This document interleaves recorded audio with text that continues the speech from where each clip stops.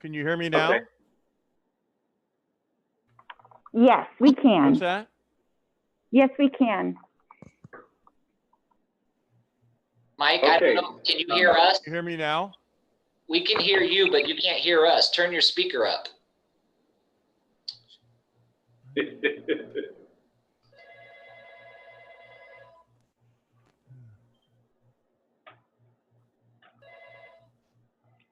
Maybe text him or email him.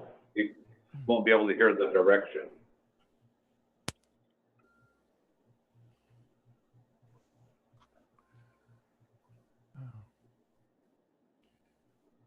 Director Villalta, can you hear us? I can now, yes. Okay, here we go. Okay. This is Lloyd Pereira. Director Creighton wasn't able to attend today's meeting, so I will be your interim chair. I'd like to call the October 15th meeting of the Merced County Association of Governments to order. Would you please call the roll, Joy? Thank you. Director Aguilar? Director Espinoza? Director Ho? Here. Director here. Lohr? Here. Director McDaniel? Present. Director Murphy? Here. Director Oliveira? Here. Director Pereira? Yes.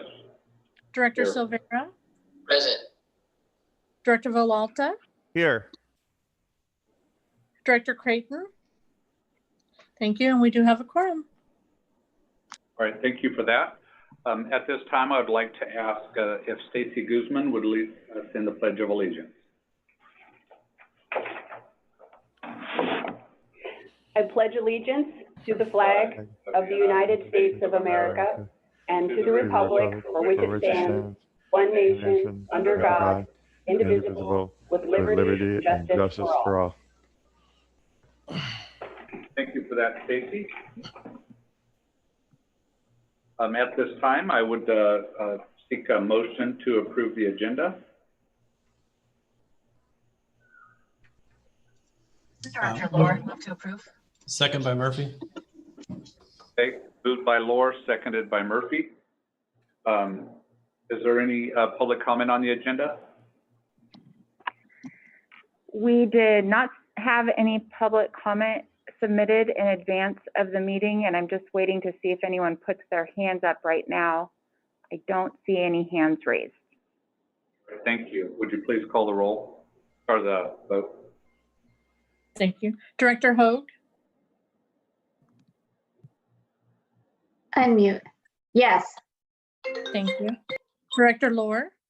Yes. Director McDaniel? Aye. Director Murphy? Yes. Director Oliveira? Yes. Director Pereira?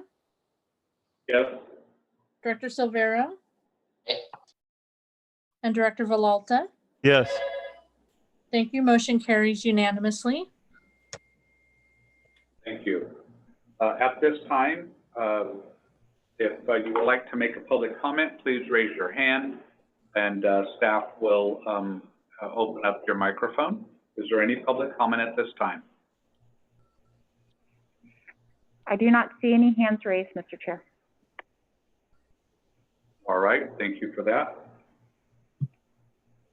We'll move to item 4. These are informational items. Are there any questions? I think they were all sent to you ahead of time and you should have had a chance to look them over. Okay, seeing none. Are there any raised hands? No, sir. All right, we'll move to item 5, consent calendar. I understand that we have a correction to the last meeting's minutes. Go ahead. Would you like to make a correction and then a motion, Mr. or Director Murphy? Sure. Yeah, the only correction was to the minutes of the closed session to reflect that Directors Villalta and I didn't participate, and that was both voluntarily and without any prejudice. that could be reflected in the minutes that change. With that, I would move to approve the consent calendar with that change. I'll second. So that was moved by Murphy, seconded by Director Villalta. Any raised hands at this time? No, sir. Okay. Would you please call the vote? Director Hoag, Yes. Director Lohr, Yes. Director McDaniel, Aye. McDaniel? Director Murphy, Yes. Director Oliveira, Aye. Director Pereira, Yes. Director Silvera, Aye. Director Vololta. Yes. Thank you. Motion carries unanimously. Thank you. We will move to item 6. This is, these are action items, or this is an action item. The meeting format for future governing board meetings. I'll turn it over to Stacy. Thank you, Mr. Chair. This item I placed on the agenda following several comments that several directors made at the end of the last board meeting related to an interest in exploring the return to in-person meetings. So I wanted to lay out some of the considerations that we've worked through as staff. This is something we've talked about over the last 8 months or so. And then also just allow for the discussion amongst the directors and some direction in the form of an action of how you'd like to proceed. So I won't go through the whole staff report, but I do want to highlight the considerations that I took into account. And naturally, the biggest challenge to this body compared to what each of you are likely also dealing with in some way at your local level is the size of the meeting room we would need to be able to accommodate the social distancing guidelines with a board of 11 plus council and myself. And then also part of that, what that larger meeting room would mean in terms of access for public engagement, either it being live streaming or in person. And then also just, I think maybe further down the line of importance would be, the quality of our ability to record the audio and the video of the meetings and archive them on our website like we've been able to do. So, when I speak about the size of the meeting space, naturally 6 feet between 11 to 13 people would exceed the capacity unless there's a discussion otherwise of the council chambers that currently have live streaming capability. One of the suggestions last month was having an in-person meeting for the board and minimal staff, and then having it closed to the public but virtually accessible. The council chambers that have the live streaming capability are not large enough to accommodate that board spacing that we would need. So if we were looking at spaces that are large enough, like a community center, for example, I think that was actually volunteered by Director Villalta last month, then we would not be able to have the live streaming capabilities with the technology that MCAG currently has. So that meeting would have to be open to the public. The only other consideration I would want to throw into the discussion is that when we do move into larger, more cavernous rooms, community centers, high ceilings, fairgrounds, those kinds of buildings, they have historically been challenging to record both quality audio and video feed. And that's not detrimental, especially if the meeting is open to the public, but it is something that will suffer in that trade-off just because of the distance and the acoustics in the room that have proven to be difficult when we've done workshops and things like that in large venues. So the only other challenge that we can work through, but it's hard to try to figure it out until we know where we would be, is just to make sure we have the capability to offer interpreting services, whether the meeting is closed or if it's in person, it's a little easier, but if it's closed to the public and we're not able to live stream, it just creates kind of a ripple effect of challenges.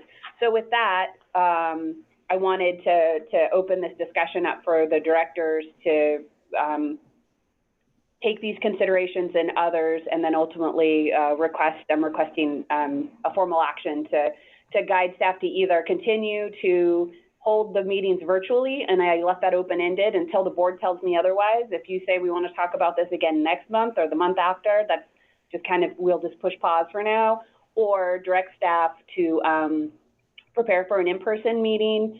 I also left that open with flexibility so the maker of the motion could specify a target date by which you would like that to occur. And with that, I can turn it to the directors for discussion or questions. Well, at this time, is there anybody that has a thought that it will work? Yeah, I do. Director Oliveira? Okay, go ahead. Yeah, Joe. I think this board, after next month's meeting, this board's going to change with the minimum of 3 new members. And I can't see why we should make a decision for the incoming board members who may not be comfortable with whichever one we make. I think it ought to be put off until the new board is seated.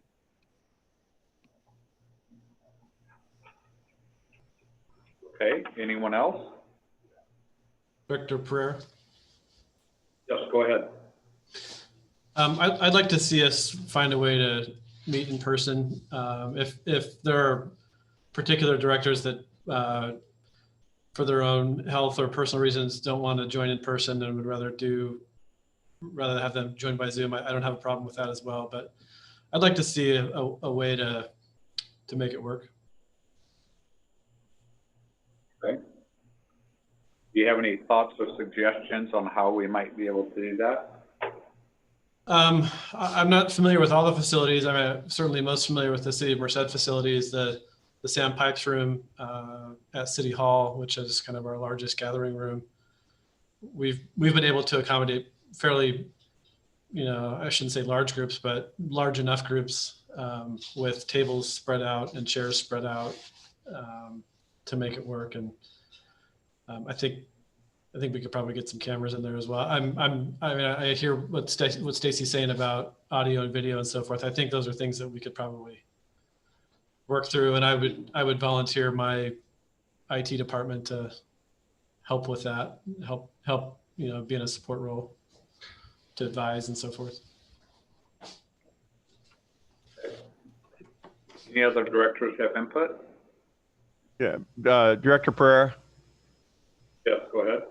Yes, ours is not quite as large as the Sandpipes room, but we've been able to spread out with staff but not have the public present, so that would have to be virtual, and I guess we could do the same thing. So we would help in any way that we could. I'd like to see us return to a more normal setting.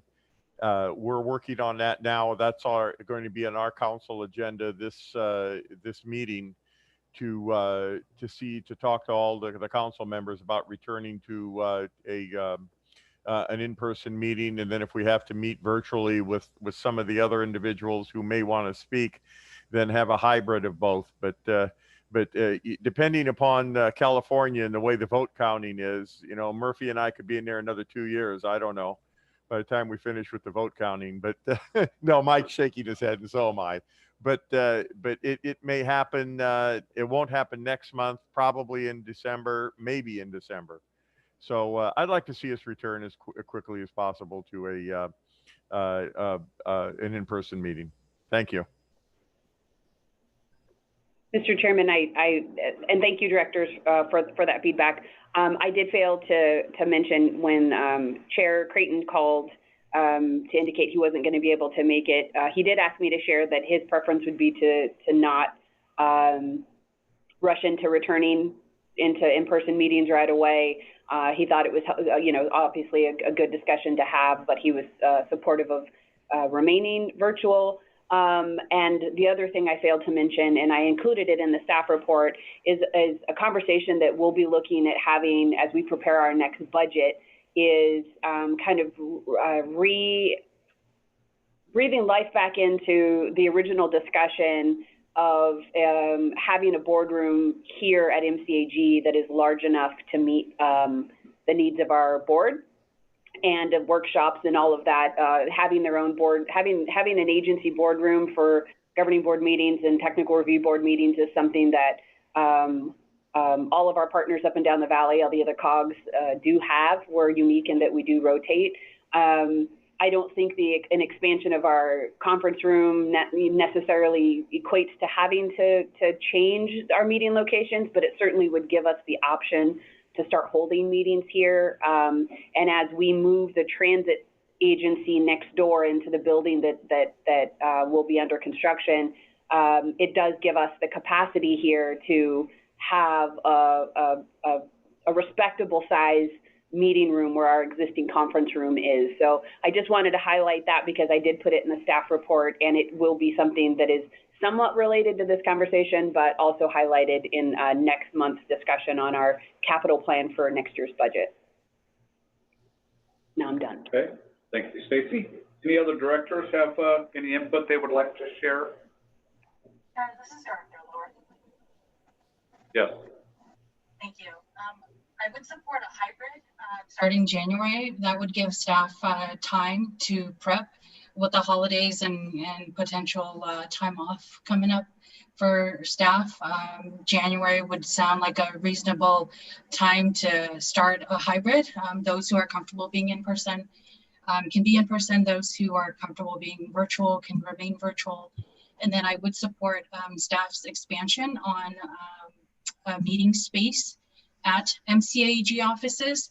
And I'd like for staff to focus more on the technology piece as well. Who knows where we're going to be in the next year or two, and it's always best to have higher capacity technology than to have lower and then upgrade. Okay. Anyone else? Share. Yes. Yeah, I could go either way. If folks want to meet in person, I got to tell you, I had the opportunity to meet with Mayor Murphy and their city manager, and it was actually quite a nice meeting because we actually all got to sit in the same room and discuss what we were moving towards, and it was very much better dynamic that we could sit around and actually have a robust discussion on where we were wanting to go. And it seems like the more meetings we're getting into now, everybody's eventually going back. The Board of Supervisors have always been meeting in person.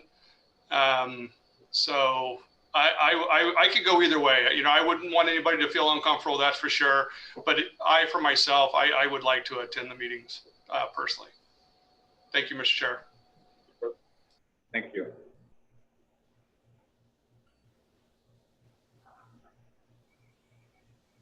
Any others? If not, then it sounds like the majority of the people would like to try to meet in person sometime, starting sometime between now and January. So maybe then we could give staff direction and let them figure out a way to do it, to accomplish it. And then at whatever meeting, I mean, if somebody wants to make a motion to this effect, I guess, but whatever meeting between now and January that they feel comfortable that they have a solution where we meet in person. And then, as far as the public goes, do we want to leave the public remote or do we want the public in? I guess that needs to be decided today. And then let staff work on it and come back with a plan at a subsequent meeting. Does that make sense to everyone? Does that not make sense? Director Pereira, I'll go. Yeah, that works for me. And in terms of input on public participation, one thing that we've done at our city council meetings is to have the meetings open and to allow, we don't have the ability to have everyone in our chambers, but there's a process to make sure you can come in and participate and then step back out when you're not participating. And also to keep the opportunity to provide feedback online as well. So I would keep all the options open, including, in person and doing it soon as staff feels like we're in a position to do it. Unrelated, is the raise your hand feature activated on this Zoom? I tried to find it and I may just be missing it, but I want to make sure that it's activated in case. You have to open up the participants and raise your hand in that. I had my hand raised, but no, I don't think anybody's monitoring that either. So, No, okay. but yeah, you open up the participants and the options on that. Oh, I see it. Okay. Thanks. Would you like me to summarize the direction I think I'm hearing? Okay, so we're going to ask Stacy to summarize the direction she's hearing, and then from there, if somebody would be willing to make a motion, that would be great. Okay, so I thank you, Director Murphy, for the offer, both of the staff assistance and the facility. So from what I hear, I think my plan would be I can connect with Stephanie to see both what the capability is at the City of Merced that would allow us to both live stream and have limited public access, meaning some plan to let folks in, but not necessarily keep a full room. And also, I think, take a look at what would be the quickest way for us to turn that around. My gut would tell me December is probably the soonest, but I can tell you, I don't know what this conversation is going to look like with the city. If all goes well, we will do it as soon as we can. But but I would just add that caveat that as we work with size and space and technology, it may not be able to translate into November. So I'll work on in-person meeting with the ability for directors and the public to participate virtually if needed, or maybe just the directors and staff to participate virtually if needed. The public would be able to watch virtually or attend in person on a limited basis. So basically a little bit of everything. So Stacy, I would like to say our behavioral health department here at the county has a very, very nice big conference area with all the modern technology. So the upstairs of that, it's a very, very nice conference center. So we might want to look at that with a lot of room. Okay, then I would like to pose another question. Some of the jurisdictions may or may not have the ability to host a meeting. So, would we be willing to suspend the rotation and maybe have, 2 meetings in Merced and one on the west side, Los Banos, if that works, until we can go back to our normal rotation would be another consideration.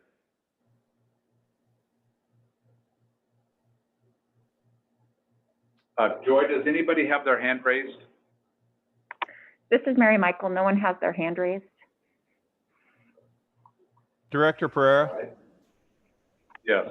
Yes, yeah, that's fine. Just to have her investigate all the technology that's available in the within Merced County and the sphere of MCAG, and see what we can come up with, and maybe we can have a list of what capabilities we have throughout Merced County, and then that will determine when we can meet until we can get back to a completely normal situation.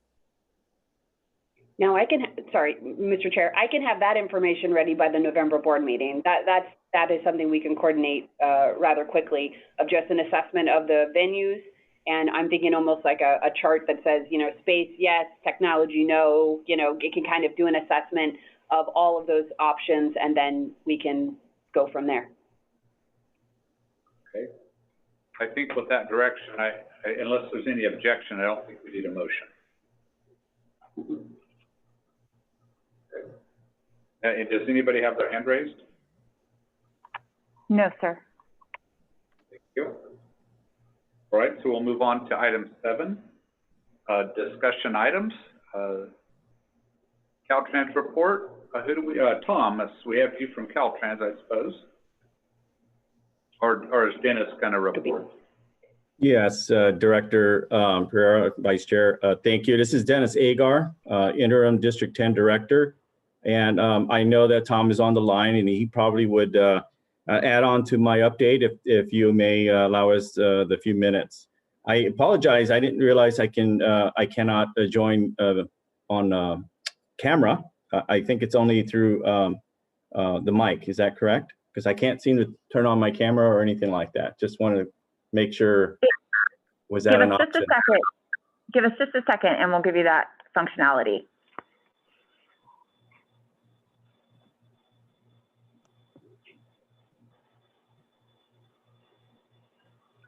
Can you see me and hear me now? Yay. Yes. Okay, perfect, great. Thank you. Thank you for doing that. I appreciate the time, and again, good afternoon. I do have some updates for you to share. I'll try to keep it brief. I want to start with, along with our Caltrans statewide challenges, as everyone is dealing with COVID and having to make sure that we all follow our guidelines. Our staff that are working in the office continue to telework, and we still expect that of our team across the state. Of course, we got our maintenance folks who are out there continue to do their due diligence and maintaining and keeping our highways and our roadways safe out there. So in the meantime, we're still trying to make sure we're doing everything that we can to protect our employees. As far as our positive cases and data, just to share with you, we only have, not only, but we do have about 57 active COVID cases that are across the board statewide. Even in the last 5-6 months, we've only had 269. That's the latest count that we have as far as cases of COVID with our employees. And that's compared to thousands of employees we have statewide. So I think we're doing a pretty good job of keeping our employees safe while they're working here in the office or in the field or at home. We continue to deal with the fires statewide. Of course, it's unprecedented times with over 4.1 million acres of burned areas in California. That's, again, unfortunately, unprecedented record numbers. Already over 8,400 different types of fires that have occurred this fire season. We continue to work with CAL FIRE, U.S. Forest Service, and first responders in addressing these fires and how it affects our transportation system. Along with the fires, we of course, in areas where we have the public safety power shutdowns, and we continue to deal with that in various locations in various counties. And of course, our team is very responsive and prepared to address any signals or any of our infrastructure that depends on the power and making sure that they are activated, or we take the appropriate steps to protect the traveling public. So we continue to deal with that. One of the things that we are all facing, as you all know, is the homelessness and encampments and litter that's going across the state. Since COVID started over the 5 to 6 months already, the encampments and homelessness unfortunately has grown, and it is a not just a California but nationwide issue. Just so you know, we did try to step up our game here in Caltrans. We are working with our headquarters folks to get exceptions to clearing encampments. Just to give you an example, statewide, just the same time frame last year, 5-6 months, we were able to address about 4,000 encampments across the state.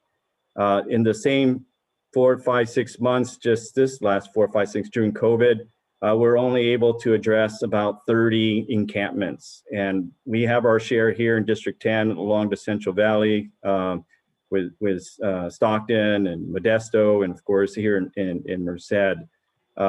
With that said, as soon as I came on board, one of the things that I put into place was to form a District 10 task force to deal with the homelessness and encampments and litter in our district. I did put someone in charge, and that's Warren Alford. He's our Chief Public Information Officer and also our lead chair for that task force. And we just recently had a meeting called upon with Assemblyman Gray's office and met with the City of Merced and Merced County Public Works office, and also the local law enforcement just recently. And we had a great meeting in regards to prioritizing encampments in Merced and the top areas that they want us to address within our state right away. And so we're moving forward in one of the bigger encampments in Merced, in the city of Merced right now. and getting those approvals so that we can have everything started by the end of this month. So that's going well, and I'm glad that we're partnering together to address those issues here in the city of Merced, and of course in any other areas that needs attention. So that's going well in that sense of partnership, and I appreciate that partnership. Along with that, I've been having some follow-up meetings with some of your members here, like your executive director, Stacy Guzman, who's been a great partner, of course, with the many years working with us. And we just recently had our executive steering committee partnership meeting just a couple of weeks ago. And I think that went very well in that open communication and making sure that we're on top of the common and transportation solutions and projects in Merced County. So Stacy, I really continue to appreciate that partnership, and also participating with me just recently in the hiring process of one of my vacant deputy positions in District 10. And I appreciate her time, her dedicated time to get through that process. The other meeting I had was with Mayor Villalta, just recently last month regarding our state Route 152 Los Banos task force. And Mayor, you know, we do take that route seriously. As you know, we continue to work on those projects that we talked about. We appreciate you getting me up to speed in what your priorities are in that area along that corridor, especially Pioneer Road. And we continue to work with you in getting our standing meetings scheduled either in the monthly or as needed basis, so we can continue that communication. Just last thing, we're continuing to update our Caltrans strategic plan, which is our update on our vision, mission, and goals for the department. As you may already know, we have a new director. He actually, his 1 year anniversary was this week, and that's Director Tokes Omashakin. And with that, we are updating again our strategic plan and looking at the different lenses of climate change, equity and transportation, in regards to partnerships, everything that we can to make sure that we're staying focused on what's important, including safety, which is our #1 priority for the department. As that gets published, and you'll be seeing it here in the next couple months, I look forward to working again with you, all of you, to make sure that we're continuing to partner, not just meeting our mission and vision goals, but Merced County's MCAG's priorities as well.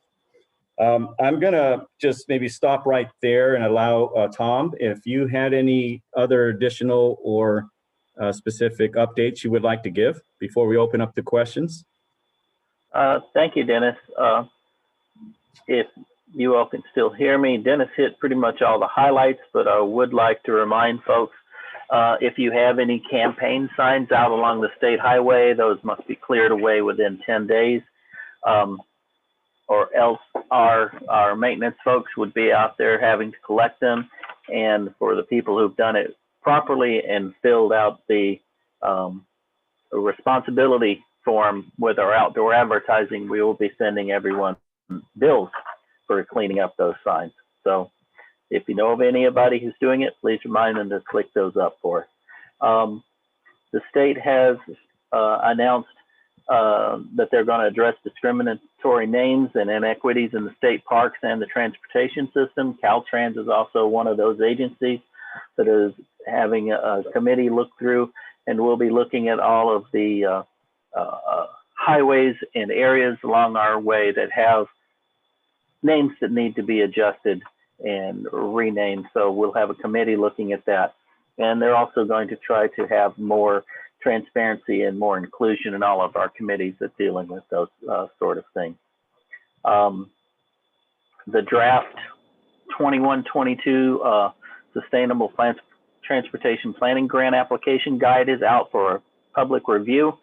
in November, they're going to schedule a couple of video conferences for everyone to have another chance to look at that. We expect our grants to be open for call for grants in late December, possibly early January. So everybody, please take time to look at the grant application guide, and if you have any comments on it, get back to us, and be looking for our call for projects for applying, because I know several agencies in Merced County have been very successful in getting funds from us.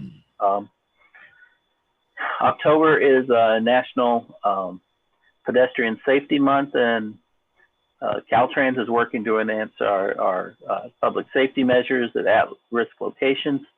The department's using the first of its kind of pedestrian safety toolbox. It has 47 countermeasures to look at those areas to see what can be done to enhance the safety on the highway and for those pedestrians in the area. So we'll be working diligently trying to improve those areas, and that toolbox, I'm sure, would be made available to local agencies if they request any ideas they can apply to their own location. Just a quick update, they'll be working on Highway 99 south of Merced at South Childs, doing overcrossing. They're reconstructing the roadway. They estimate that project's going to be about $46 million, and the bids will be open November 18th. And they're also opening bids on Highway 152, 165, ADA upgrades there in the Merced area. They opened those yesterday, and they estimate the project funds to be about $3,600,000 for that project. So shortly, you'll see some work done out in both of those areas. But that's it. Thank you. And thank you, Tom. And before I forget, I did want to cover that on our litter efforts. Last time I reported, we were doing the coastal cleanup and a litter safety and litter stand down effort in District 10, actually statewide in all 8 counties in District 10. We did pick up over 2,400 bags of litter just in a 1 week span during the month of September. That was like the second to the last week of September. So hopefully you have all seen some of the efforts that we've been doing in picking up litter and making sure we keep our highways clean. Just in Merced County alone, we picked up over 460 bags of litter. That's quite a bit just in a few days of picking up trash along our highways, especially on the higher traveled roads. So just wanted to share that and stop there. And if anybody has any questions for Tom and I, we'd be happy to address them. All right. Do we have any questions? Okay. Supervisor Lohr. Thank you. I have my video off because my connection, I want to make sure that my connection is strong to hear you all. But I want to thank Caltrans for the visible cleanup in Merced and Merced County. It has been noticed. So people have been calling, thanking the county, and I wanted to pass that along to Caltrans. Thank you for the work that you've done, because it's pretty obvious in our community when the cleanup happens. And I do remind folks that it can be cleaned up today, but it might be back tomorrow. So just be patient with us. And I want to congratulate you for a job well done, for taking quick action. And I saw a Stacy smile when you said Guzman. So thank you for that as well. So I'm looking forward to the continued success that you've already shown. Thank you so much. Thank you, Director. I appreciate the feedback. Director Murphy? Yeah, Dennis, thank you for taking time with us this afternoon, and thank you for meeting with staff at the City of Merced. Appreciate that. I just want to share just sort of echo my request that's been made is, these on-ramps and off-ramps, particularly in Merced, with respect to homeless encampments. I know that you're working with the various stakeholders there, but You know, it's something that I hear about a lot. And so I just wanted to share that with you here as well. But I know things are in the works, but it's important. Agreed. Thank you. And we'll continue to stay on top of that and continue to have our open communication with all of you to make sure we're addressing your top priorities within our right-of-way. Thank you. Okay, Director Villalta. Hi, Dennis.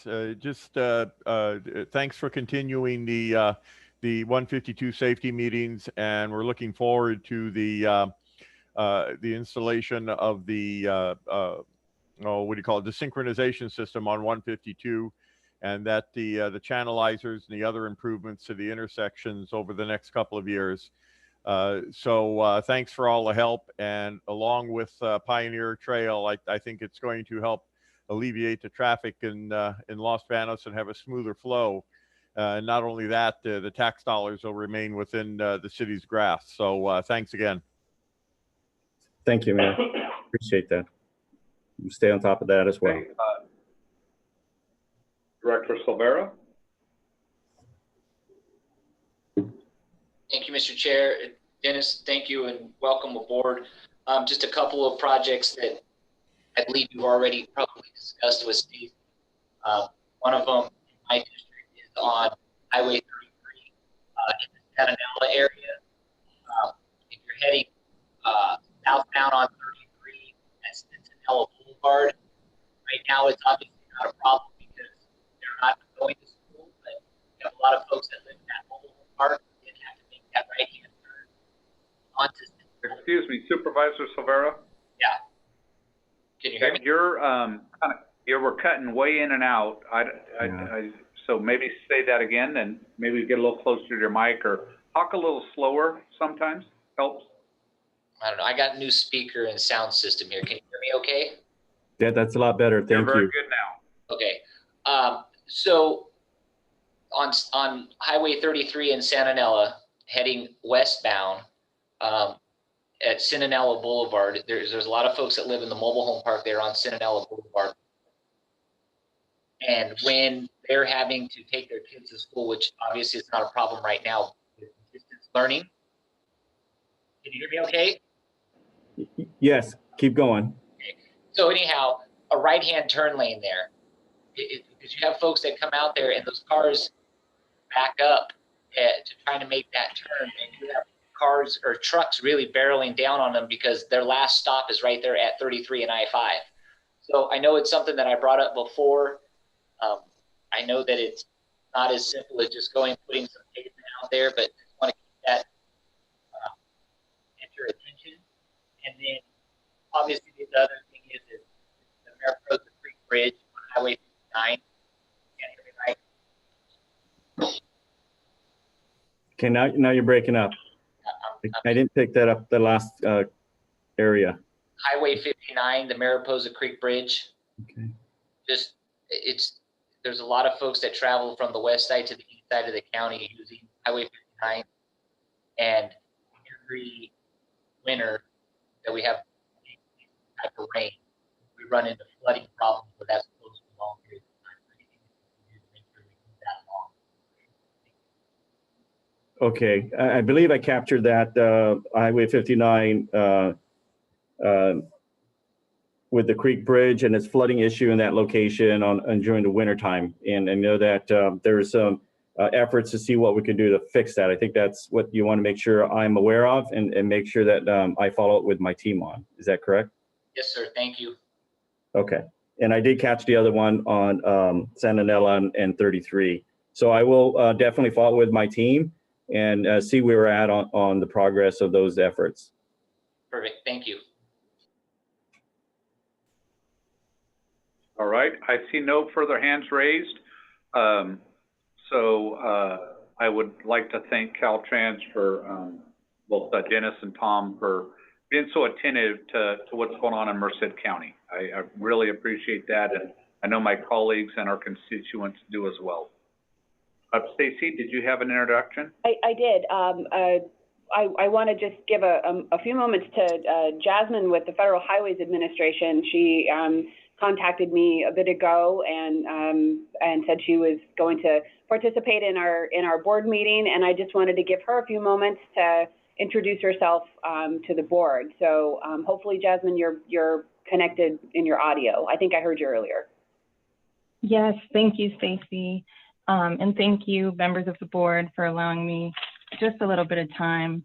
My name is Jasmine Amanin, and I just wanted to introduce myself. I work with Federal Highway Administration, and I will be working with Merced and several other SJ Valley MPOs as the primary FHWA point of contact.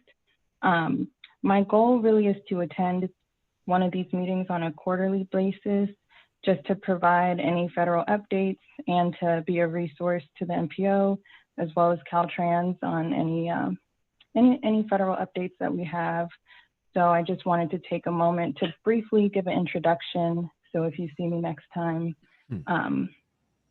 you just know who I am. So thank you, members of the board and Executive Director Guzman, for allowing me the time. Thank you for joining us, Jasmine. Absolutely. Yes, Jasmine. Welcome to the team. This is Director Pereira. Thank you. You're welcome. Okay, next we have Matt Fell with the Transportation Planning and Measure B update.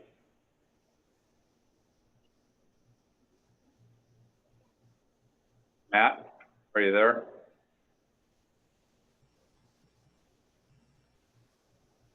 Well, how about if we move to item C and then we'll get Matt online. If not, I can cover, but we can go to C, and then we'll actually, Matt is C too. So can we go to D, if you wouldn't mind? And then, because they're B and C are together, and I can take them if we lost Matt, but if we could do item D first. And Matt's still on the line, and we did a sound check with him. No. Hello? Just give us this. Oh, there he is. I was like, I can. Oh. Hello? Well, for the record, I was going to just do them, Matt, but you saved me. Thank you. Okay, Matt, we're on item B, Transportation Planning, Measure B update. It's your floor.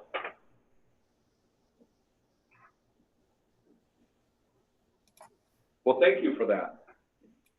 Okay. Hello? Sorry. Yeah. It keeps... You're good, Matt. Okay, thanks. All right, well, I don't know what happened. Sorry about that. Thank you, Mr. Chair, members of the board, and good afternoon. Yesterday, Stacy's email mentioned a couple of the transit planning things that are in the works. A lot going on there. So we did have our unmet transit need hearing last week. We did receive a few comments. The process is that goes to the SSTAC. That's the advisory committee that then makes a recommendation to this board. So you probably see that in January. Also, the short range transit plan, we're evaluating proposals that we received for doing that plan. So we're looking forward to bringing contract authorization in November and beginning that important work, hopefully finished by next June. The West Side commuter studies ongoing, and the consultant is going to be sharing some of that market analysis data with the jurisdictions very soon, and then surveying potential commuters about some of the service choices that that might fit with that market. So that's coming up.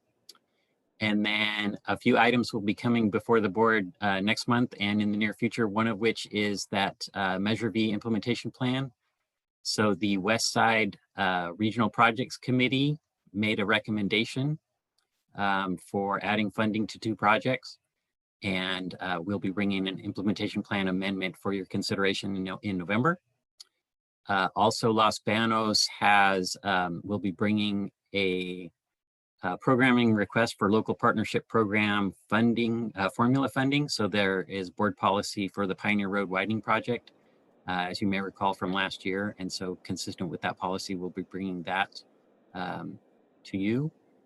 And then also, we're asking for ideas for planning studies that'll be leading into next year's budget development.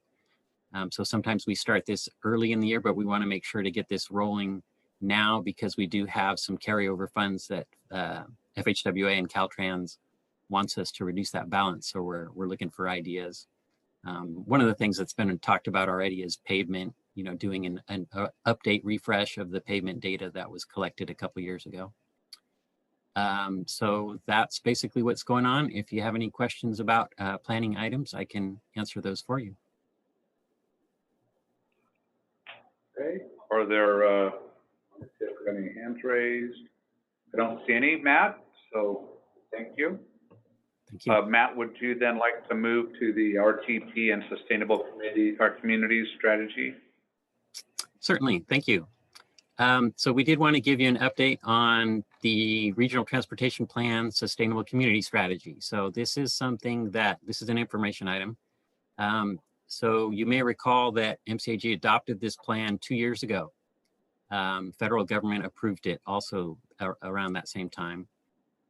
But we're currently in the process of the California Air Resources Board is reviewing the Sustainable Community Strategy part of that. That's the part that says that we have to show a 10% reduction, in greenhouse gas emissions by 2035, and our plan shows a 25% reduction. But they're going through their review, and it is very technical. It's a very challenging process. It's not just challenging for us; it's challenging for everybody in the state. But at times it can seem especially challenging as a small agency. We're one of the smallest MPOs in the state that has to do this, so the technical burden is quite large. And we do have some assistance from San Joaquin COG and our air quality consultant, which we very much appreciate. But we're bringing on more resources, so we just wanted to let you know that it's extremely important that we pass, that ARB does not reject us, that they accept our determination. And so we're doing everything that we can to make that happen. So that's underway, and we'll look forward to a positive response as soon as we can get it. And if you have any questions on that, I could answer those. All right, thank you. We have a question from Director Villalta. Matt, we've taken the first step towards reduction of greenhouse gases by approving the Pacific Clean Energy. We're not completely finished yet, but we are well on the way to approving the auxiliary electrical contract that citizens can take advantage of by signing up with Pacific Clean Energy instead of PG&E. So is the reduction of greenhouse gases, number one, will that help us? And number two, is that by city or by county for the reduction? Yeah, so that's not directly related to the SCS, but it is part of something that the Air District, it is part of the overall air quality improvement.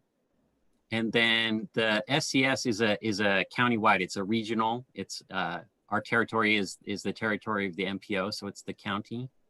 But I do think that's an example of, there's a lot of great things happening here in Merced County in regards to air quality improvements and greenhouse gas reductions, and a lot of good planning that's going on everywhere. And part of the challenge is just communicating that to the folks in Sacramento. So, it's not necessarily directly that project, but that is illustrative of the communication challenge about, getting past the technical, a number in a spreadsheet and, being able for them to recognize all the good things that are going on. I get the impression that people are kind of waiting for us to approve this contract to see how well it's going to work and become part of their board. And then maybe that's something that the other communities within Merced County might want to try. So, let us go ahead with this contract, see how it works for us. And if we have any problems or not, I think we reviewed the contract thoroughly. And then maybe other communities may want to join, or they may not want to join, and they could become a partner with PCE like we did. We're on their board now. The only way that they felt that it would work is for us to become an equal partner with them and the Bay Area. So thanks, Matt. Thank you. Okay, any other questions? I don't see any hands raised. So we will thank you for that, Matt. Mm-hmm. Now we'll move to item 7D, the Ana Maria Fuentes Scholarship Application. Mary Michael. Well, good afternoon, Mr. Chair, members of the board. Again, the informational item before you today is simply to let you and the community know that as of this month, we are accepting applications for the 2021 Ana Maria Fuentes Scholarship Program. As a reminder, this scholarship is available to any high school senior who attends a high school within Merced County who is looking to further their education after they graduate. The scholarship award is $1,000 and is able to be renewed for up to 3 additional years for a total of $4,000. And the deadline to apply is Friday, February 26th, 2021. The scholarship is funded through donations from MCAG staff and community members, and the recipient is selected by the board each year based on the recommendations of the scholarship committee, which includes representatives from MCAG staff, the board, and the Fuentes family. I'm happy to take any questions if anyone has any. Okay, looks like no questions. Thank you for that. We will now move to the Joint Transit Power Authority for Merced County's meeting. Item 8. We have no information for 8. We have nothing for 9. We have nothing for 10. Move to item 11, which is discussion. Okay, Christine Chavez. And Mr. Chair, is Kate Molson, are you on the line, Kate? Yes, Stacy, I'm here. Great. Kate, our Assistant Transit Manager, is going to take this item for Christine. Hi, everyone. I'm Kate Molson, the Assistant Transit Manager. Let me go ahead and share my screen so that you can see the presentation.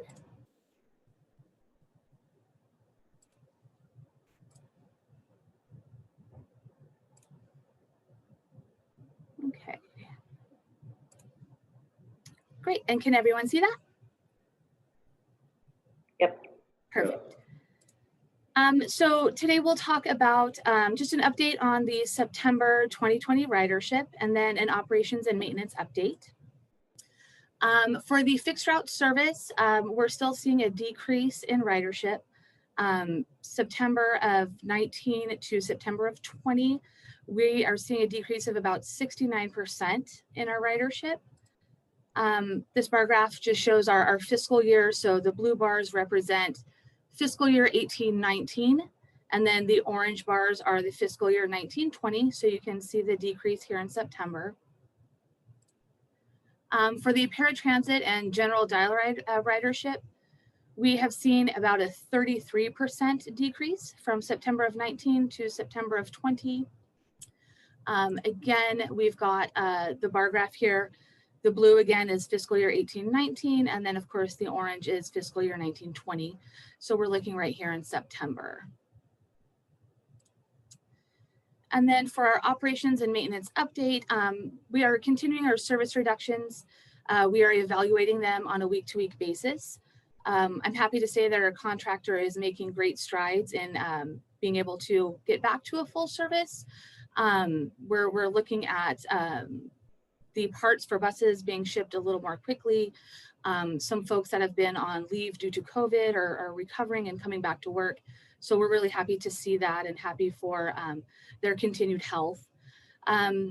We are having some continued delays for the vehicles, but as I said, they're starting to ramp up now, so that's good to see. UC Merced is starting to screen visitors for COVID-like symptoms. So while the bus is not doing that, we are assisting with messaging for the UC as the destination. We're also working on preparing some grant details for purchasing electric buses and drafting the bus disposal policy. It's great to hear that we're working to purchase some new buses. So obviously with purchasing new buses, some of those older buses will have to be disposed of. So we're looking to do that concurrently. And then of course, we're also working on some CARES Act funding and expenditures that will be presented next month as we work through those items. Does anyone have any questions? I am seeing no one with their hand raised. Thank you for the update, Kate. Absolutely, thank you.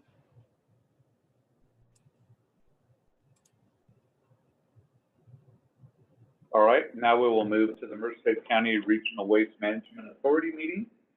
And we will move item 12, 13, 14, or none. So thank you for that, Eric. We'll move to item 15, discussion items. Go ahead, Eric. Thank you, Mr. Chair. Good afternoon, directors. I've got item 14A. It's in your staff report packet. I know that the executive director has given you an update by email, and I'd be happy to answer any questions to that update or present on any items that you would like me to present. I have no hands raised, Eric, so you could move to item B. Very good. Item B, I'll introduce our next speaker. This is Phil Mainofi. He is the consultant from HF&H Consultants that has, little run on words there, apologize for that, that has been working with the jurisdictions. If you recall, we started this journey, several years ago, but January early this year, we began to work with the jurisdictions to present options to them. And then cost analysis were provided to the jurisdictions by HF&H in August of this year. And there's been a whole much of work that has been done between those timelines. And so Phil is here to present to you all. I would just put out there that this is the last meeting that Phil will do for all of us, unless the board chooses to have further meetings on this topic. What is available to the jurisdictions going forward are funds that the board has authorized to help shepherd the jurisdictions in presenting to their elected bodies their cost proposals and meeting compliance towards SB 1383. So Phil, I'll turn it over to you. Thank you, Eric, for the introduction, and good afternoon, Mr. Chair and directors. If you allow me 1 second, I'm going to share my screen. Okay, great. And can everyone see it? Presentation? Yeah. Okay, great. So as Eric had mentioned, I'm here today to talk about Senate Bill 1383, which is a short-lived Climate Pollutant Reduction Act. So we're going to go over the general requirements of 1383 and the legislative time frame. Then we'll take a look at what you can expect from the state in terms of delayed implementation timelines or enforcement. And then we're going to look at what role the authority may play. And historically, you've played a post-collection role when it came to solid waste, recycling, and organics.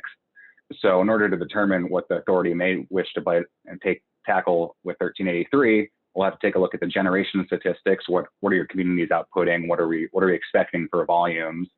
And determine if the authority wants to take a role in developing regional capacity or contracting with other people. And finally, we'll talk about the next steps and what you can expect going forward. So Senate Bill 1383 is widely regarded as an organics bill, but it's much wider and touches a lot more programs than that. So it requires essentially organics and recycling collection and processing for all generators. Historically, you had to offer programs where now you're responsible for providing the programs to people, no longer just having them being on a prescription or subscription basis. It has to be a mandatory environment. Historically, you've had AB 1826 and AB 341, which have had mandatory recycling organics on commercial entities and some multifamily homes, but that's going to be extending to residential properties as well. While they say it's a shared responsibility bill, ultimately, as jurisdictions, you're responsible for the compliance of all generators within your jurisdictions. So there's elements of monitoring and enforcement that you'll be required to implement to ensure everyone's participating. In order to do that and implement mandatory recycling and organics and to enforce it, you'll need to establish legal authority through ordinances and policies. There's also some ordinances and policies surrounding Cal Green compliance and diverting waste from building and demolition projects, as well as model water efficient landscaping ordinances that will need to be implemented. And finally, because there's going to be an influx of compost and recycled commodities from organics on the market, the state will be looking to you to procure some of these. So it may be RNG, compost, and mulch. Additionally, the state's looking to recover edible food. 20% of edible food that's sent to landfill, they want to recover for human consumption. So there's going to be some programmatic requirements around edible food recovery. And additionally, for these to succeed, you're going to need to provide education and outreach to your residents and businesses so they understand how to perform all of these new tasks and programs. And finally, you'll be responsible for reporting and record keeping to the state to show your compliance. Additionally, there's some other mechanisms you may wish to include, such as waivers for self-haulers and building codes, and we'll talk a little bit about those. The important thing here is that while there's quite a bit to tackle, we are developing action plans with the associated costs that Eric had alluded to that we presented in August. So, and by the end of the year, you should be receiving action plans for each individual jurisdiction that outline what your current programs entail, what's required by the law, and recommendations and timeframes for how you can implement all of these different programs. So I'd like to quickly touch on the timeline for this. The regulations were submitted to the Office of Administrative Law on October 7th, and because of Executive Order N4020 and N6620, they now have 120 extra days from the typical 30, so formal regulatory process should end by March 22nd. Realizing that they're a little bit behind the 8 ball right now, they're working to expedite this, and we're hoping for final regulations sooner. So the bill essentially requests that the state has a 50% reduction of organics disposal compared to the 2014 baseline by 2020.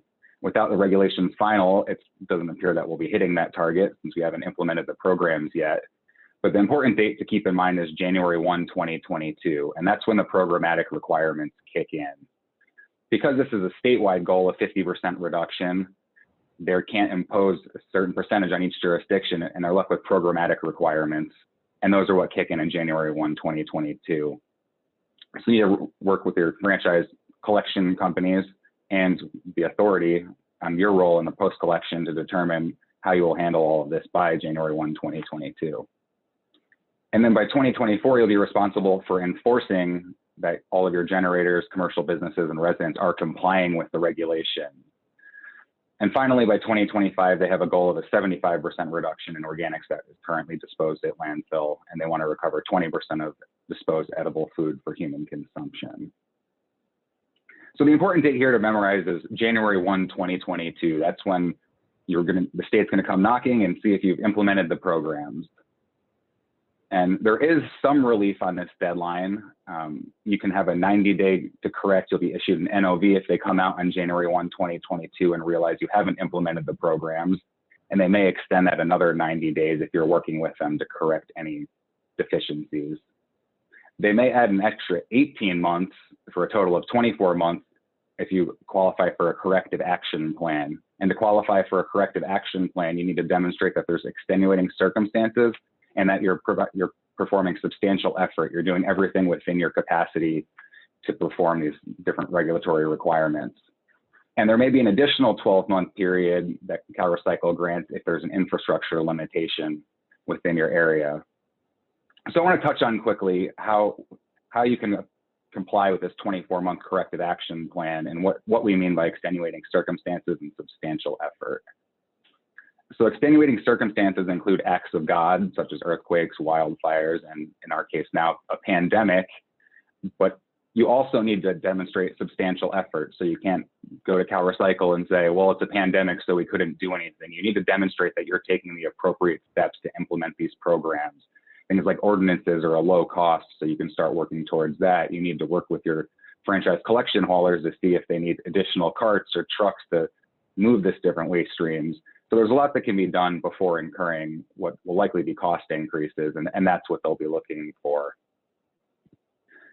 Other extenuating circumstances are delays in obtaining discretionary permits. If the authority decides to move forward with developing some infrastructure, there'll be permitting work associated.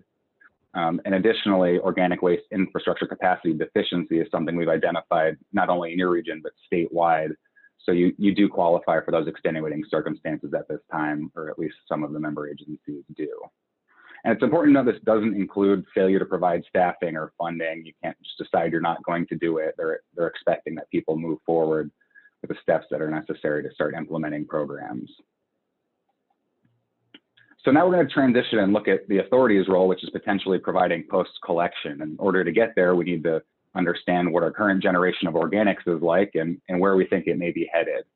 So this pie chart represents the total tonnage that's going to the authority. And currently there's about 24,000 tons. Of that, 8% is going to Billy Wright.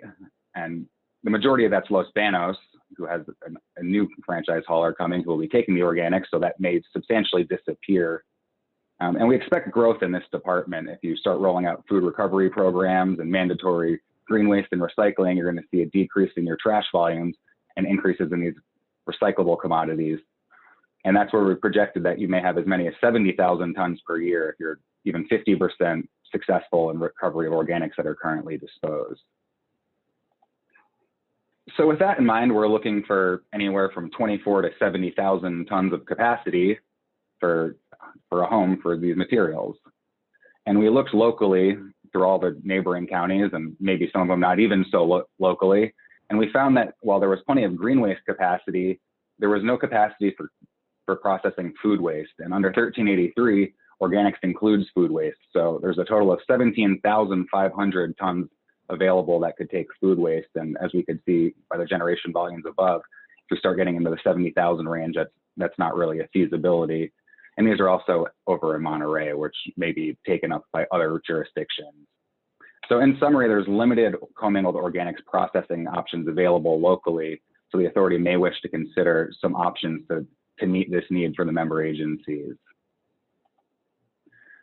So you have two sites, and we need to decide where would the solution most make sense. And I'm going to flip back and forth between this slide and the next one for demonstration purposes. So the green is Jilton, which is the city of Goustine and the west side of the county, and they have an outlet for their organics. You don't need to provide that on the west side because they can already take it up to Stockton or Modesto facilities.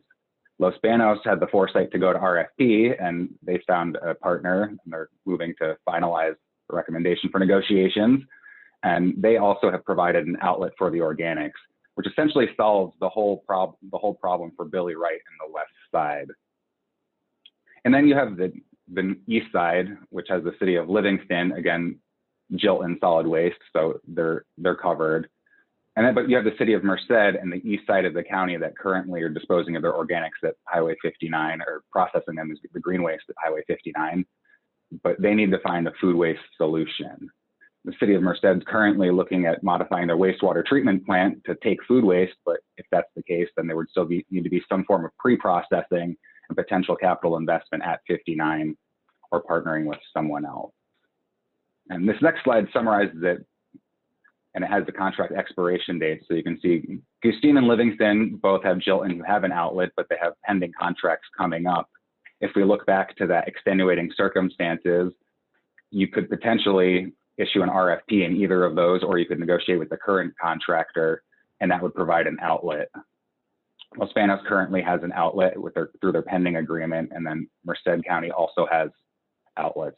So that really leaves the east side, as I had alluded to, and Highway 59.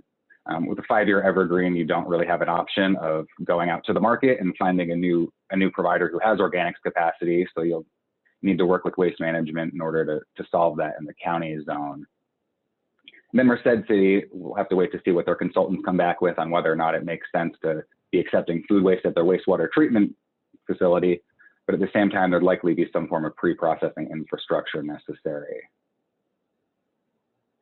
So again, in summary, there's limited infrastructure, particularly on the east side, to serve the needs of your member agencies. And that leads the next question: will the authority endeavor to expand the organics processing capacity at 59? There's a few options for that. One of them is to issue a design, build, operate RFP for facility construction, which would move the capital expenditure out of your budget and into a third party. That's a great option because they could also, if you have a third party provider, they could carpool your facility with other local jurisdictions, and you could potentially obtain tonnage from elsewhere to achieve economies of scale and a lower cost per ton. Another option is to issue an RFP for a third party organics processor, similar to your recycling contracts where it's handled by someone else. And in this case, it may require additional transfer infrastructure since we've identified there's limited capacity locally. And finally, you can go a similar route to as you have recently with your recycling direction, and that's to allow member agencies to individually contract with service providers or fulfill that need on their own. Tied to this decision, there's quite a few other requirements that you may wish to take on. Currently, the authority is doing reporting and record keeping, and if you're doing the post-collection, we recommend that you consider expanding that If you're not doing post-collection, it may not make sense for you to be the reporting entity on a lot of these reporting requirements because you're not handling the collection, the diversion, or any of the other programs, so it may become more cumbersome. We recommend also that you consider a regional approach to edible food recovery. As we know, people who are hungry, they can cross borders and go to food recovery organizations and services in other areas. So maintaining an online list of all the edible food recovery organizations that are available to your communities is a low-cost program that you could add that would be beneficial. The center here are some that are going to be involved for both roles, which is the collection. You could process the organics and transfer of recyclables, or that could fall in the jurisdiction's responsibility. Education and outreach, likely a combination of the authority or the jurisdictions. If you're taking the organics at the authority, you'd likely want to participate in education and outreach so you make sure you have clean streams coming into your composting facility. If you don't decide that you're a post-collection processor, then it may not make sense to do the education and outreach since you have different collection programs and you don't really have a stake in the feedstock. And the contamination monitoring is a similar program where if you're receiving organics, you don't want it to come in with all sorts of contamination that are going to cost money to clean up. So you may have some interest in assisting in the contamination monitoring to ensure your feedstocks are clean. And finally, organic product procurement's one that you may consider if you're actually processing the compost. As I alluded to earlier, jurisdictions are responsible for procuring that compost. But if the authority is actually producing the compost, they could partner with regional farms or other partners to move that compost so the cities don't have to be responsible for the cost of transportation or the distribution. Jurisdictions are individually, without the authority's help, going to be responsible for amending contracts and ordinances. The city of Merced will have to update their municipal collection operations since they don't contract with anyone. And there's going to be significantly enhanced record keeping and reporting requirements that are going to span across multiple departments with not just solid waste, but it'll touch on the building department and potentially code enforcement or the health department, depending on how you decide to move forward with the programs. So in terms of next steps, we're going to be working with the authority to continue finalizing the agency action plans, and you can expect them in December and January. And as I had mentioned earlier, that's going to be a roadmap for where you need to go and how you can get there with recommended time frames. And at the authority level, also going to have to decide if you want to develop infrastructure supporting services for your member agencies. As member agencies are individually going to want to review the action plans and get in front of your councils or boards and start presenting what your approach will be to meeting these regulations, and then working towards implementing the solutions. And as Eric had mentioned earlier, the authority has been, and the board has been nice enough to leave some budget on this project. So moving forward, if you need consulting support going to your councils or boards or working through these action plans, there's already budget set aside for us to help with that endeavor. And with that, I will open it to the director and chair for discussion. All right, well, thank you for that, Philip. I don't see any hands raised. Does anybody have any questions?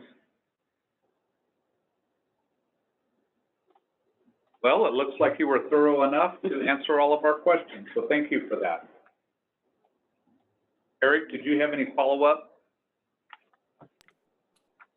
Thank you, Mr. Chair, and Philip, thank you for the presentation. I also want to thank you for working on your day off. So thank you, Phil. Yeah, I would just follow up and state that this was presented to the Technical Review Board as well. There was a dialogue at that meeting that went over questions regarding, could we have a facility at 59 that then was opened up to others to deposit their food waste there to, an importation of food waste, if you will, and what would that look like? And so I would just tell you that I think the Technical Review Board and the jurisdictions have been active in this discussion. They've done a very good job of tackling these very difficult items. And as much as I tell you that this is one of the final presentations for the budget that we have for the board, we'll do some work. We will continue to work with HF&H and the individual jurisdictions for the remainder of getting this before each of the elected bodies. And so should any of the directors on this meeting call, or anybody in the public or anyone have questions on this, they can reach me. We can, or Phil, we are available to answer any questions. All right, thank you for that. Mr. Chair. Yes. I just want to add to kind of tie that all together is that the way, the key of the next step is going to be, we'll, you know, as Eric and Phil just lined out, but we'll be issuing a kind of a next step document to the jurisdictions, asking them to make a decision on what they intend to be doing with their organics material, whether it'll be coming to the authority or not. And then this board, with a recommendation from staff, will need to make a decision on an infrastructure investment or how we intend to receive or process that material once it gets collected. So we're trying to, you know, I think Philip mentioned it's anywhere from what, 17 to 70 or 24 to 70, you know, tons, but it's, you know, we need to first figure out how much, and then the board, we will have to make a decision on the receiving end of what we're going to do with it when we get there. So it'll be back before budget season, right, Eric? Before the budget, these decisions will need to be made. Yeah, absolutely. Right. The action plan is the item that would be before you, for sure. All right, thank you. I still see no hands raised, so we will move to item 16, our illustrious executive director's report. Thank you, Mr. Chair. 3 things briefly. I did include this in my update, but I do want to highlight that we have the Household Hazardous Waste event this Saturday, the HHW collection event at the Highway 59 landfill. I did circulate the flyers in English and Spanish and PDF and in JPEG, so if you want to help distribute that to your constituents, that would be appreciated. Also, I would be remiss if I didn't share with the board again that we had a YARTS board meeting. We've had 2 YARTS board meetings here in the last 2 months, and both the AAC and the board on a number of occasions have asked me to express their gratitude to the MCAG board for the $100,000 that was allocated to do the YARTS strategic plan. So everyone from the Park Service to our participating 6 counties that we operate in, and our AAC, which is essentially the CAC of YARTS, are all really excited about what this study is going to be able to accomplish in terms of getting YARTS in a more sustainable path forward and for a longer term outlook. So their gratitude I'm passing on to you. And then lastly, happy to share, if you didn't catch in my update, we have completed the lobby construction project. So that means our office has been now open to the public, and we're able to welcome folks. We have very little foot traffic, but when they do need to come in, we are open and staffed and able to assist. And with that, I'm happy to entertain any questions. Any questions for Stacy? I see no hands raised. So thank you for that. I will say I came through the lobby today, and it is wonderful. It's very nice. You did a great job. We'll move to item 17, director's reports. Does anybody have a report? It's a quiet group today.